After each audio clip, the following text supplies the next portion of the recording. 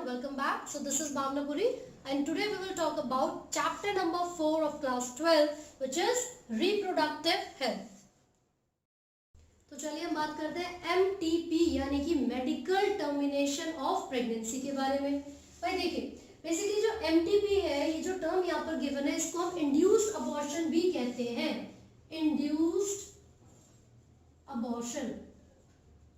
तो हुआ क्या था कि ऐसे बहुत सारी प्रॉब्लम्स होती हैं फीमेल को during pregnancy that she is not able to give birth to a healthy child, है ना। ऐसा बहुत बार हो सकता है कि या तो प्रॉपर तरीके से केयर नहीं की गई है या फिर कई बार ये भी रीजन हो सकता है कि ऑलरेडी उस फीमेल के 2 या 3 बच्चे हैं but still she wants another child. क्यों? हो सकता है कि वो तीनों ही लड़कियां हों, ठीक है। तो ऐसी जो इंडियन सोसाइटी में ऐसी चीजें ऑब्जर्व की जाती है, बिल्कुल उसी चीजों को भी आपकी बुक में मेंशन भी किया हुआ है। और एक जो टर्म यहाँ पर गिवन है MTP medical termination of pregnancy, इसका मतलब क्या है कि जो फीमेल्स होती हैं अगर वो कभी भी लीगलाइज या एक्सेप्टेड तरीके से अपनी मर्जी से अबॉर्ट करवाना चाहती हैं किसी चाइल्ड को, तो वो लीगली, जो कि सभी डॉक्टर्स प्रॉपर तरीके से प्रॉपर डॉक्यूमेंटेशन के साथ करते हैं, उस प्रोसेस को हम MTP कहते हैं, ठीक है। लेकिन बहुत बार ऐसा ऑब्जर्व किया गया था कि बहुत सारे लोग ऐसे हैं जो कि फीमेल फिटिसाइड करने के लिए यानी कि फीमेल को बर्थ से पहले ही किल करने के लिए इस इंड्यूस अबॉर्शन का यूज किया करते हैं, है ना। तो गवर्नमेंट ने क्या किया, लगभग 1971 में उन्होंने ये सोचा कि हम इस प्रोसेस को, ये जो MTP है, जो इंड्यूस अबॉर्शन है, इसको लीगलाइज तो करेंगे, हम इसको एक्सेप्ट तो करेंगे, लेकिन बहुत ही स्ट्रिक्ट कंडीशंस के साथ। वो स्ट्रिक्ट कंडीशंस कुछ इस तरीके से थी कि अगर ऑलरेडी जो फीमेल है, जो प्रेग्नेंट लेडी है, उनके 2 या 3 बच्चे हैं और बाय चांस वो प्रेगनेंसी हो गई है, like she didn't know about it, तो ही ये जो अबॉर्शन है वो किया जा सकता है। या फिर अगर वो लेडी बहुत ज्यादा सिक है या फिर वो इतनी अनहेल्दी है कि अगर वो उस बच्चे को बर्थ देगी तो फिर वो भी मर सकती है, उस कंडीशन में करेंगे। लेकिन अगर लेडी भी, प्रेग्नेंट लेडी भी हेल्दी है, फीटस बच्चा भी हेल्दी है और फिर भी वो ये कहती है कि नहीं मुझे तो लड़का चाहिए था, आई वांटेड अ बॉय, तो ये टर्मिनेशन करना यानी कि अबॉर्शन करना पॉसिबल नहीं होगा, ठीक है। तो इंड्यूस्ड अबॉर्शन ये एक लीगलाइज मेथड है किसी भी बच्चे को अबॉर्ट करने का, लेकिन कुछ स्ट्रिक्ट कंडीशंस के साथ जो कि गवर्नमेंट ने चलाए हैं अपनी तरफ से। ये आपके NCERT में भी मेंशन है कि जो ट्राइमेस्टर होते हैं, 3 ट्राइमेस्टर मैंने आपको बताए थे, है ना। जो प्रीवियस वीडियोस हमने उस पर डिस्कस किया था कि जो जेस्टेशन पीरियड है, जो प्रेगनेंसी है, वो 9 महीने तक चलती है। इसको हमने 3 ट्राइमेस्टर्स में डिवाइड किया था, 3-3 महीने के समय में। तो ये फर्स्ट ट्राइमेस्टर होगा, ये सेकंड और ये थर्ड। और मैंने आपको बताया था कि पहले महीने में हार्ट की डेवलपमेंट हो जाती है, फिर डिजिट्स और लिम्स वगैरह, और साथ ही साथ जो मेल या फीमेल एक्सटर्नल जेनिटेलिया होगा वो पहले ट्राइमेस्टर में यानी कि पहले 3 महीने में एक्सटर्नल जेनिटेलिया की फॉर्मेशन हो जाती है, ठीक है भाई। तो क्या होता है पता है, जो पेरेंट्स होते हैं, जो कि प्रेग्नेंट लेडी है, वो क्या करेंगे, वो इलीगली टेस्ट करवाएंगे। जैसे मैंने आपको एमनियोसेंटेसिस पढ़ाया और उसमें ये बताया कि जो पेरेंट्स होते हैं वो टेस्ट करवाते हैं बर्थ से पहले ही, ये पता लगाने के लिए कि जो बच्चा है वो मेल है या फीमेल।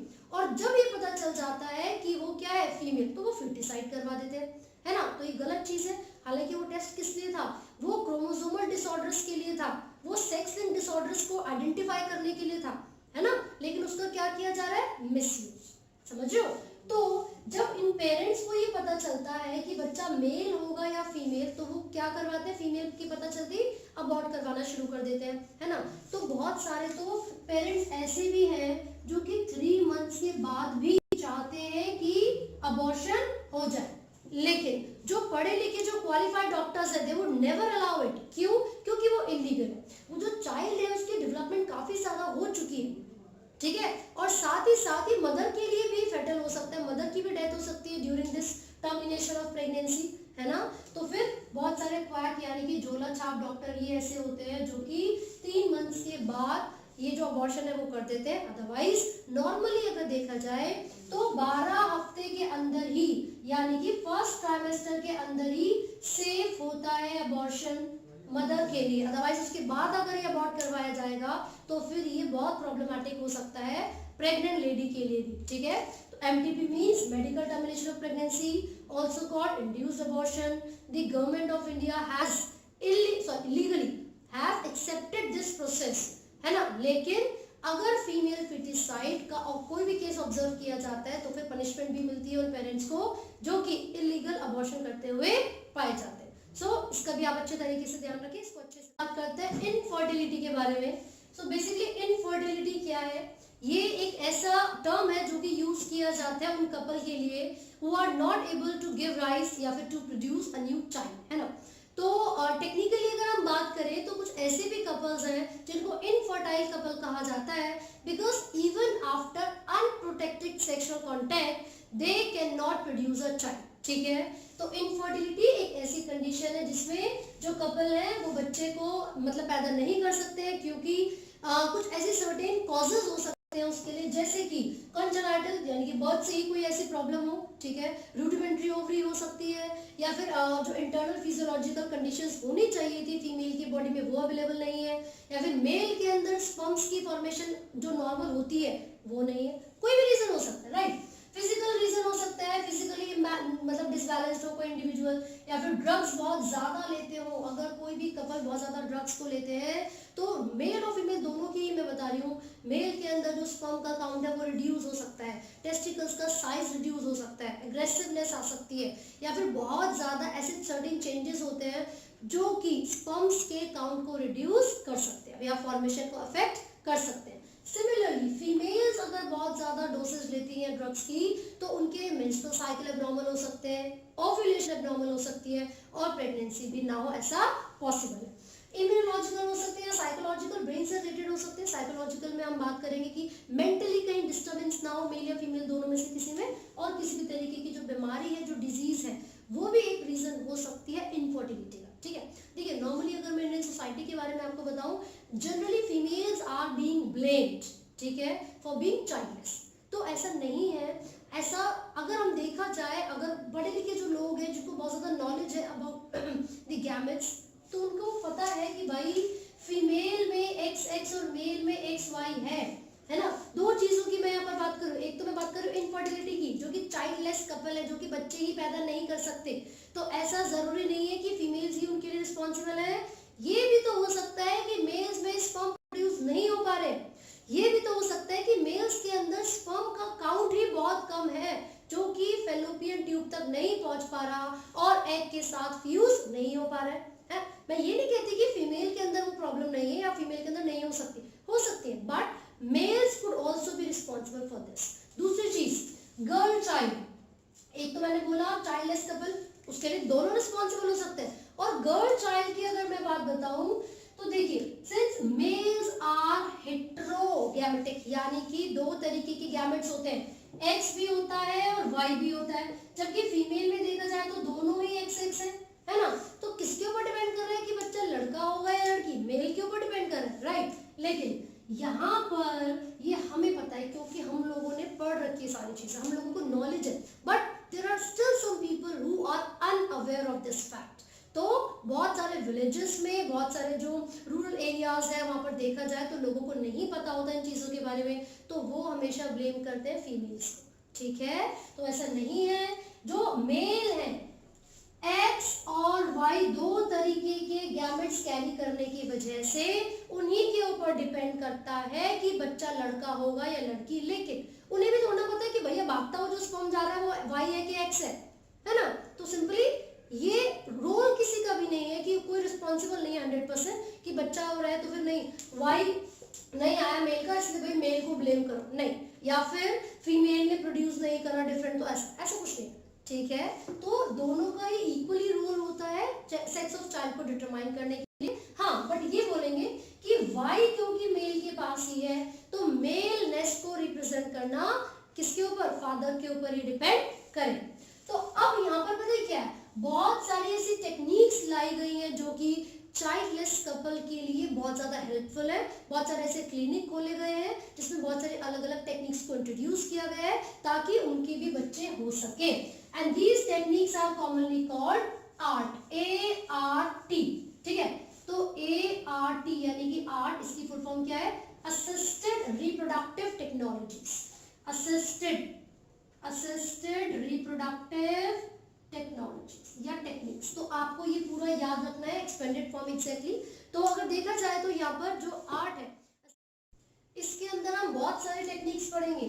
तो ये हो गया असिस्टेड रिप्रोडक्टिव टेक्नोलॉजीज। इसके अंदर सबसे पहले मैं आपको बता दूं दो टर्म्स है तो दोनों आईवीएफ ही एक ही टर्म है वैसे, लेकिन इसको हम दो तरीके से पढ़ेंगे। एक होता है in vitro fertilization, in vitro fertilization, और एक होता है इन वीवो फर्टिलाइजेशन। विट्रो का मतलब है आउटसाइड द बॉडी, वीवो का मतलब है इनसाइड द बॉडी। तो अगर मेल और फीमेल गैमेट्स बॉडी के बाहर फ्यूज होते हैं तो उसको इन विट्रो फर्टिलाइजेशन बोलेंगे, लेकिन अगर दोनों की fusion inside the female body होगी तो उसे हम इन वीवो फर्टिलाइजेशन बोलेंगे। ठीक है, तो होता क्या है इन विट्रो फर्टिलाइजेशन की अगर मैं बात करूं, so there is a programme called test tube baby programme. जो टेस्ट ट्यूब बेबी है, टेस्ट ट्यूब बेबी का मतलब क्या है कि जो फीमेल के अंदर का एनवायरनमेंट है बिल्कुल उसी के जैसा, यानी कि सिमुलेट एनवायरनमेंट कहां पर क्रिएट करवाया जाता है, एक फील्ड में, एक एक्सटर्नल एनवायरनमेंट में, जिसको हमने टेस्ट ट्यूब प्रोग्राम बोला है। और इसके अंदर हम क्या करेंगे, मेल और फीमेल गैमेट्स, मेल और फीमेल गैमेट्स को एक दूसरे के साथ फ्यूज करवाएंगे। फिर से सुनिए, इन विट्रो का मतलब है आउटसाइड द बॉडी। नॉर्मली जब भी फर्टिलाइजेशन होगी फीमेल की फैलोपियन ट्यूब में होगी, तो जो कंडीशंस, जैसा एनवायरनमेंट फीमेल की फैलोपियन ट्यूब में होता है बिल्कुल वैसा ही एनवायरनमेंट हम बाहर क्रिएट करते हैं, और उस एनवायरनमेंट में मेल और फीमेल गैमेट्स को एक दूसरे के साथ फ्यूज करवाएंगे। तो इस तरीके की फर्टिलाइजेशन इन विट्रो के अंडर आती है, and this programme is called test tube baby programme. अब पता है क्या होगा, फर्टिलाइजेशन तो हो गई, और फर्टिलाइजेशन के रिजल्ट में क्या बनता है, जाइगोट बनेगा, 2n यानी कि डिप्लॉइड सेल। ठीक है, अब पता है क्या करेंगे, वो फीमेल या फिर कोई भी एक ऐसा कपल जिसके अंदर फर्टिलाइजेशन के लिए नॉर्मल कंडीशन नहीं थी, तो हमने क्या किया, उस कपल में से फीमेल से एग ले लिया, मेल से स्पर्म ले लिया, और दोनों को एक्सटर्नली फ्यूज करवा दिया, है ना। तो इनके अंदर दिक्कत ये थी कि जो गैमेट्स हैं, है ना, उनकी फर्टिलाइजेशन नहीं हो पा रही थी, लेकिन जाइगोट को नॉर्मल कंडीशंस दे सकती है वो फीमेल, जाइगोट को नॉर्मल कंडीशंस वो फीमेल दे सकती है। तो अब जब इस जाइगोट की डेवलपमेंट शुरू होगी तो सबसे पहले क्या होगा भाई, क्लीवेज, यानी कि वो जाइगोट दो सेल से बदलेगा। इसको हमने क्या बोला, 2 ब्लास्टोमेर्स बन गए, और पहली डिवीजन को क्लीवेज कहते हैं। फिर यहाँ पर बनेंगे 4 ब्लास्टोमेर्स, 4 के बाद बनते हैं 8 ब्लास्टोमेर्स। तो बेटे जो 8 सेल स्टेज होती है जिसको मॉड्यूला कहते हैं, 8 सेल स्टेज जिसको मॉड्यूला कहते हैं, इस टेस्ट ट्यूब के अंदर जब ये जाइगोट 8 सेल स्टेज में बदल जाएगा तो इस 8 सेल स्टेज को यहां से उठाएंगे और उस फीमेल लेडी की फैलोपियन ट्यूब के अंदर इंट्रोड्यूस कर देंगे, 8 सेल स्टेज। और इस इंट्रोडक्शन को, यानी कि इस 8 सेल स्टेज एम्ब्रियो को फीमेल के फैलोपियन ट्यूब में डालना, इस प्रोसेस को क्या बोलते हैं, जाइगोट को डाल रहे हैं ना, gift, zygote intra fallopian transfer, zygote intra fallopian transfer. दूसरी चीज, ये तो 8 सेल स्टेज थी, अगर 8 सेल से ज्यादा वाली स्टेज आ गई, 16 से 32 सेल वाली स्टेज अगर आ जाती है, ब्लास्टोसिस्ट की फॉर्मेशन अगर होती है, तो इसको डायरेक्टली कहां पर पहुंचाना पड़ेगा भाई, एम्ब्रियो को कहां पर पहुंचाना पड़ेगा, यूट्रस में, है ना।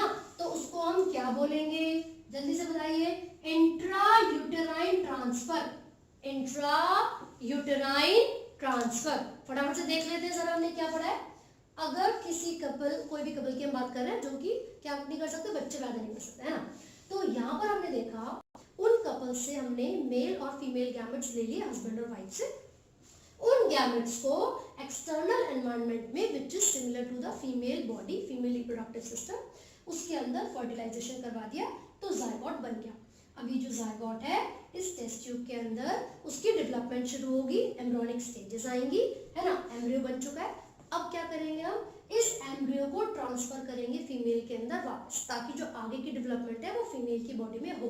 हमने सिर्फ फर्टिलाइजेशन बाहर करवाई है, आगे की डेवलपमेंट बॉडी के अंदर ही होगी। सही हुई। अब ये जो एम्ब्रियो ट्रांसफर आप कर रहे हो, ईटी का मतलब है एम्ब्रियो ट्रांसफर, ये 2 स्टेजेस पर हो सकता है। एक स्टेज है जब मोरुला बनेगा, मतलब 8 सेल स्टेज आएगी। तो जब 8 सेल स्टेज होती है ना, तो हम पता है कहां पर ट्रांसफर करते हैं एम्ब्रियो को, फैलोपियन ट्यूब में। जब 8 सेल स्टेज होती है, up to 8 cell stage, the embryo is transferred to the fallopian tube, और इसको कहते हैं जिफ्ट। जिफ्ट का मतलब है जायगोट इंट्राफैलोपियन ट्रांसफर। दूसरी स्टेज हो सकती है जब 16 से 32 सेल बन जाए, यानी कि मोरुला के आगे वाली स्टेज। तो अब तो फैलोपियन ट्यूब में डालने का कोई मतलब ही नहीं है, अब तो एम्ब्रियो को फैलोपियन ट्यूब में नहीं डाल सकते। अब इसको इंट्रोड्यूस करेंगे यूट्रस में, तो उसको कहते हैं intra uterine transfer. Intra uterine transfer, clear है? तो चलिए आगे बढ़ते हैं और अब देखेंगे अगर कोई कपल ऐसा है, यहाँ पर तो देखो मेल फीमेल गैमेट्स बन रहे थे, लेकिन उस फीमेल में जो कपल है, उनमें जो फीमेल है उसके अंदर फर्टिलाइजेशन नहीं हो पा रही थी। अब मैं ऐसे कपल की बात कर रही हूँ जिसमें जो गैमेट्स है, एग और स्पर्म, उनकी फॉर्मेशन नहीं हो सकती। यहाँ तो गैमेट्स फिर भी बन गए थे, यहाँ पर एक ऐसी कंडीशन है जिसमें गैमेट्स की फॉर्मेशन नहीं हो सकती। तो पता है क्या करेंगे, डोनर से, किसी भी डोनर से गैमेट्स को लेकर ट्रांसफर कर देंगे इंडिविजुअल की बॉडी में। उसको कहा जाता है गिफ्ट, गैमेट इंट्राफैलोपियन ट्रांसफर। क्या कहते हैं, गैमेट इंट्राफैलोपियन ट्रांसफर। तो ये हो गया गिफ्ट। अब पता है गैमेट को जब हम ट्रांसफर कर रहे हैं, जब गैमेट्स को ट्रांसफर कर रहे हैं, तो अगर एग चाहिए तो किसी डोनर फीमेल से ले लो, स्पर्म चाहिए तो किसी डोनर मेल से ले सकते हैं, है ना। अब एक क्वेश्चन पता है आपसे क्या पूछेंगे, एक ऐसी कंडीशन बताइए जिसमें लो स्पर्म काउंट होता है, मतलब जो मेल है वो बहुत ही कम मात्रा में, लो स्पर्म काउंट, स्पर्म का काउंट बहुत ही कम है उसके अंदर, तो कौन सी टेक्निक यूज करोगे, लो स्पर्म काउंट के लिए? तो आप बताओगे आर्टिफिशियल इंसेमिनेशन। कौन सी टेक्निक, आर्टिफिशियल इंसेमिनेशन, है ना भाई। पता है इसमें क्या है, हम आर्टिफिशियली जो मेल के गैमेट्स हैं, यानी कि जो स्पर्म है, उसको इंट्रोड्यूस करवा देंगे फीमेल की बॉडी में। हम आर्टिफिशियली मेल गैमेट्स को इंट्रोड्यूस करवा देंगे फीमेल की बॉडी में। 2 तरीके हो सकते हैं, या तो मान लीजिए कि वो जो मेल है बिल्कुल भी स्पर्म प्रोड्यूस नहीं कर पा रहा है, या फिर बहुत ही कम मात्रा में स्पर्म प्रोड्यूस हो रहा है और वो स्पर्म पहुंच ही नहीं पा रहा फीमेल के गैमेट। ठीक है, तो हम क्या कर सकते हैं इसके अंदर, एक होता है ICSI। ICSI देखो उसका मतलब है intracytoplasmic sperm injection, intracytoplasmic sperm injection. और दूसरा होता है IUI, intra uterine insemination, intra-uterine insemination. तो पता है इन दोनों में क्या डिफरेंस है, देखो मैं बताती हूँ। अगर मेल इंडिविजुअल बिल्कुल भी स्पर्म्स को प्रोड्यूस नहीं कर पा रहा है ना, तो किसी डोनर मेल से स्पर्म लिए जाएंगे और इंजेक्शन का यूज करके जो एनिमल सेल के अंदर जेनेटिक मटेरियल को पहुंचाने के लिए इंजेक्शन, माइक्रो इंजेक्शन यूज किए जाते हैं। मतलब बहुत सारे स्पेशलाइज्ड मशीन होती है इसको प्रोसेस को करने के लिए। तो हम क्या करेंगे, किसी डोनर मेल से जो स्पर्म हमने लिए हैं उसको डायरेक्टली फीमेल के अंदर जो एग है ना उसके अंदर इंसर्ट कर दिया जाएगा। तो उसको कहते हैं एग के अंदर, एग के साइटोप्लाज्म में स्पर्म को पहुंचा देना। तो इंट्रा साइटोप्लाज्मिक स्पर्म इंजेक्शन, ये कौन सा प्रोसेस है, ICSI। दूसरा क्या है, IUI, है ना, इंट्रा यूटेराइन इंसेमिनेशन। तो हम क्या कर सकते हैं, जो हमने डोनर से स्पर्म लिए हैं उसको जो फीमेल है, फीमेल की बॉडी में यानी कि यूट्रस के अंदर तक पहुंचा दिया जाएगा। फिर यूट्रस से वो ट्रेवल करके मोटाइल होंगे, तो ट्रेवल करके फीमेल की फैलोपियन ट्यूब तक पहुंचेंगे and the fertilization would occur. Correct. तो ये सभी टेक्निक्स आपको याद करनी है। लो स्पर्म काउंट के लिए जनरली पूछा जाता है, तो आर्टिफिशियल इंसेमिनेशन याद रखिए, गैमेट्स को पहुंचाना है तो गिफ्ट होगा, जाइगोट को पहुंचाना है तो जिफ्ट होगा। जाइगोट को 8 सेल स्टेज तक पहुंचाओगे, 8 सेल स्टेज तक पहुंचा रहे हो तो हमने उसको जिफ्ट बोल दिया। लेकिन 8 सेल से ज्यादा वाली स्टेज आ गई ना तो उसको क्या बोलोगे, IUT, intra uterine transfer. So this is all about this chapter. ये इनफर्टिलिटी लास्ट टॉपिक था जो कि हमने अच्छे से कवर किया है। In case you have any doubt in any topic, आप कमेंट कर सकते हैं, पूछ सकते हैं। And do not forget to like, share and subscribe. Thank you.